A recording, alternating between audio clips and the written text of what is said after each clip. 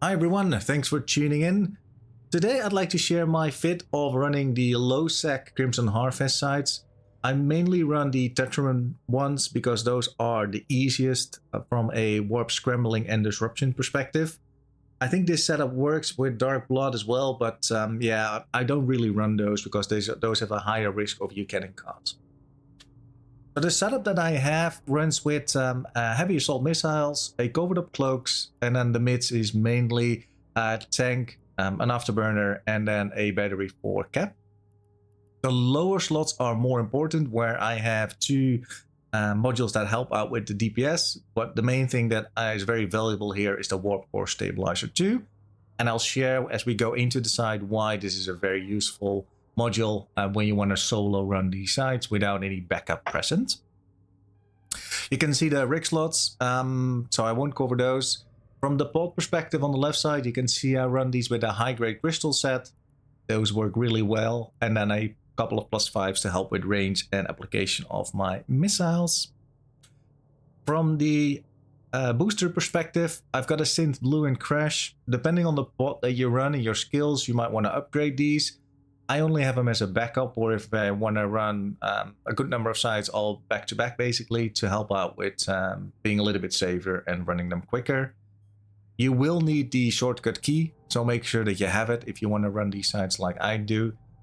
Then the scripts, I've got the range and precision. Mainly I run without any of those, so just a module activated to help with both of those a little bit.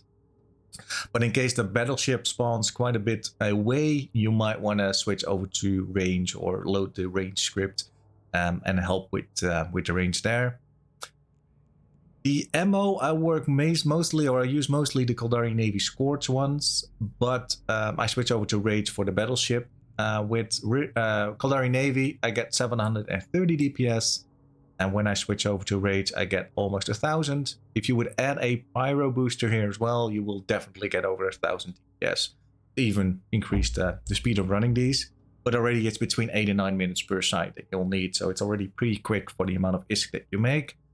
What I've seen so far, between 150 and 250 mil is definitely the average that you will get for each of the sites. Which means that if you run a site in 9 minutes and you can do them back to back for an hour, it's quite a hefty jump change that you can make per hour with these sites. Anyway, with that, let's dive into running them. So to run them, you warp towards one of the sites at 10 kilometers and you cloak up. The reason for the 10 kilometers is simply the chance of being decloaked is very, very small, and you want to stay safe.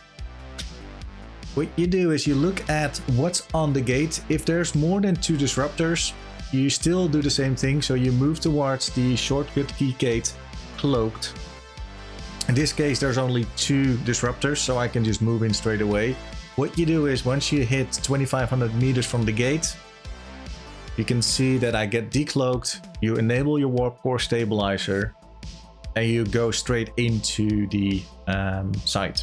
This means that on the outside there's still two disruptors, so if anything wants to come in and get you, they'll have to go through that, unless they use some of the methods with the micro jump drives, or use the same setup, right? But this way you can enter that site with still having some protection on the outside. What you do when you get in, you instantly go and get off the disruptors. So those are definitely your priority. As you can see, that's what I'm doing here as well.